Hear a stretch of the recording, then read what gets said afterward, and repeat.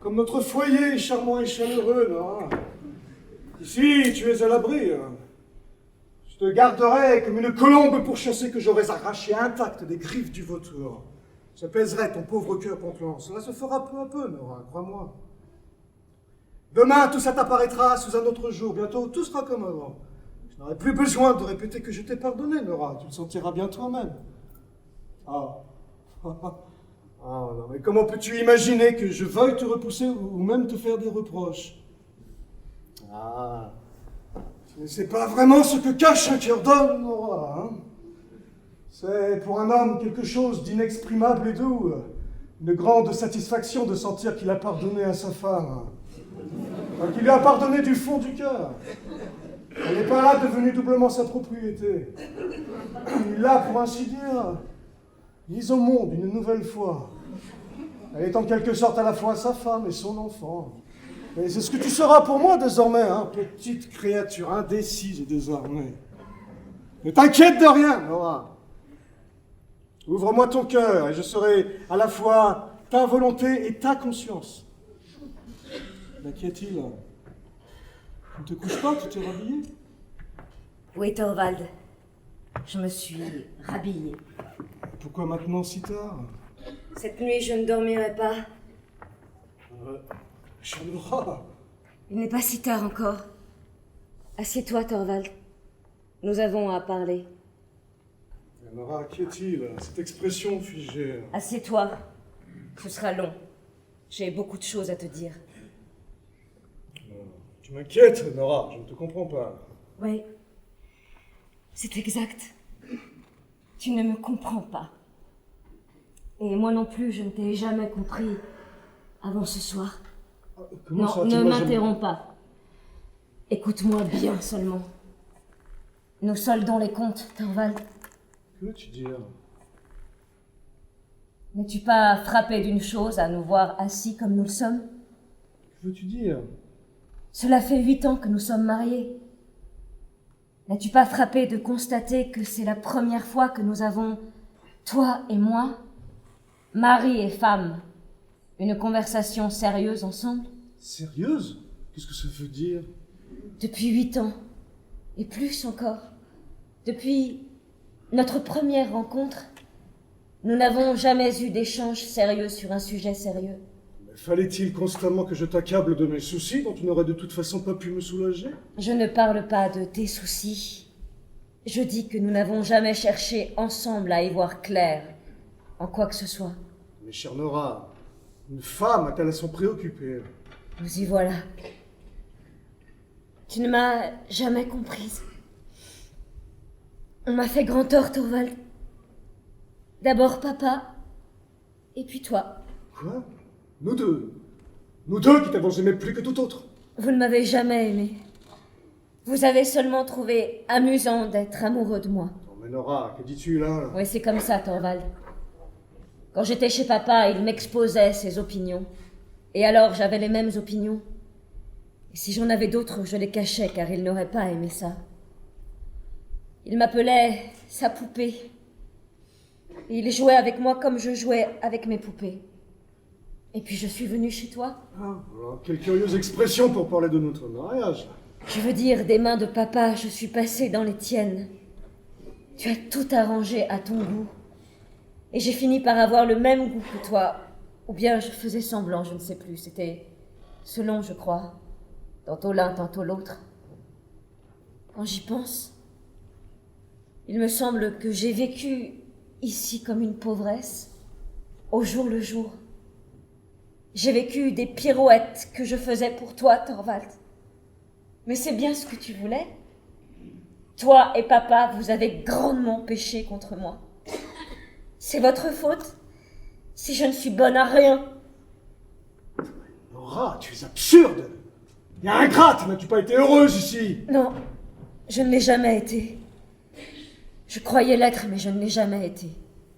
En rien heureuse? Non, seulement gaie. Tu as toujours été si gentil avec moi, Thorvald. Mais notre maison n'a été rien d'autre qu'un espace de jeu. Ici, j'étais ton épouse de chiffon. Ta poupée, comme j'étais la poupée de papa. et les enfants à leur tour ont été mes poupées. Je trouvais amusant que tu me prennes et joues avec moi comme ils trouvaient amusant que je les prenne et joue avec eux. Voilà ce qu'a été notre mariage, Thorvald. Il y a du vrai dans ce que tu dis, même si tu exagères outrageusement. Mais désormais, on sera autrement. Le temps des jeux est passé. Maintenant vient le temps de l'éducation. L'éducation. De qui? La mienne ou celle des enfants? Mais la tienne et celle des enfants, Nora, mon aimé.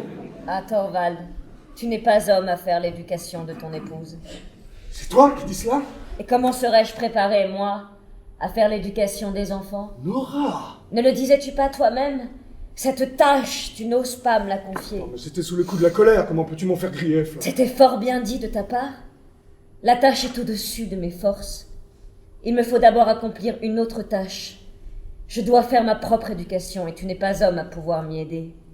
Je dois être seule pour cela. Et c'est pourquoi je te quitte.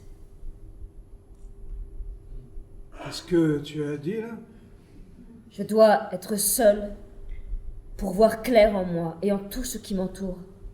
C'est pourquoi je ne peux pas rester chez toi plus longtemps. Nora. Je vais partir d'ici tout de suite. Christine m'hébergera sûrement pour la nuit. Tu es folle. Tu n'as pas le droit. Je te l'interdis. Il ne sert à rien de m'interdire quoi que ce soit désormais. J'emporte ce qui m'appartient en propre. De toi, je ne veux rien. Ni maintenant, ni plus tard. Quelle aberration. Demain, je retournerai chez moi. Je veux dire, à mon ancien domicile. C'est là qu'il me sera le plus facile de trouver du travail. Ah, non, mais tu t'aveugles, hein, pauvre créature sans expérience. Je dois tâcher d'en acquérir, Thorvald. Abandonner ton foyer, ton mari, tes enfants. Et tu ne songes pas à ce que les gens vont dire. Je n'ai pas à m'en préoccuper. Je sais seulement que pour moi, c'est indispensable. C'est révoltant. Trahir ainsi tes devoirs les plus sacrés. Quels sont, selon toi, mes devoirs les plus sacrés? Faut-il te les redire? Est-ce que ce ne sont pas tes devoirs envers ton mari et tes enfants? J'ai d'autres devoirs, tout aussi sacrés. Non, tu n'en as pas. Mais quels autres devoirs? Des devoirs envers moi-même. Tu es d'abord et avant tout épouse et mère. Ça, je n'y crois plus. Je crois que je suis d'abord et avant tout un être humain, au même titre que toi. Ou en tout cas que je dois m'efforcer de le devenir. Je sais bien que la plupart des gens te donneront raison, Thorvald, qu'on trouve ce genre de choses dans les livres, mais je ne peux plus me contenter de ce que les gens disent et de ce qu'il y a dans les livres. Je dois penser par moi-même et tâcher d'y voir clair. Tu ne vois pas clairement quel est ton rôle dans ton propre foyer? N'as-tu pas en la matière un guide infaillible? N'as-tu pas la religion? Ah, Thorvald, je ne sais pas vraiment ce qu'est la religion. Qu'est-ce que tu dis, là? J'en sais ce que le pasteur Hanson m'en a dit quand j'ai fait ma confirmation. Il disait que la religion était ceci et cela. Quand j'aurai tout quitté et que je serai seule, j'examinerai aussi cette question-là. Je verrai si le pasteur Hanson disait vrai, ou en tout cas si c'est vrai pour moi. Mais de la part d'une si jeune femme, c'est vraiment inouï. Mais si la religion ne peut pas te servir de guide, laisse-moi tout de même t'arronder ta conscience, car tu as tout de même un sens moral. Hein. Ou bien, réponds-moi, tu n'en as pas peut-être. Il n'est pas facile de répondre.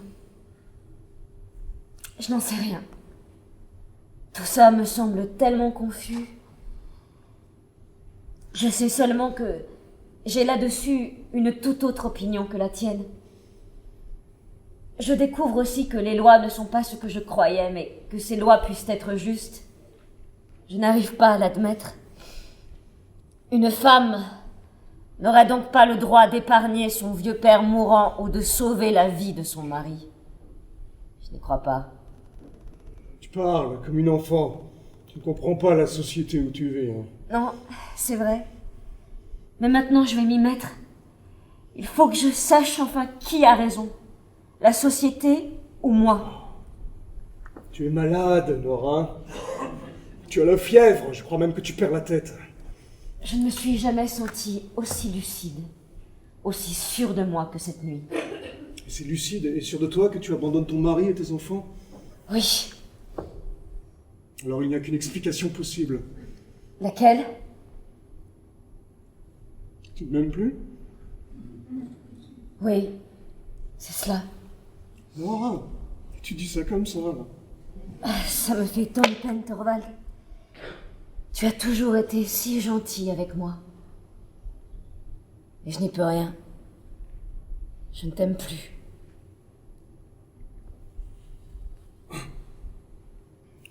Et c'est encore lucide et sûr de toi que tu fais tienne cette conviction. Oui. Parfaitement lucide et sûre de moi. C'est pourquoi je ne veux plus rester ici.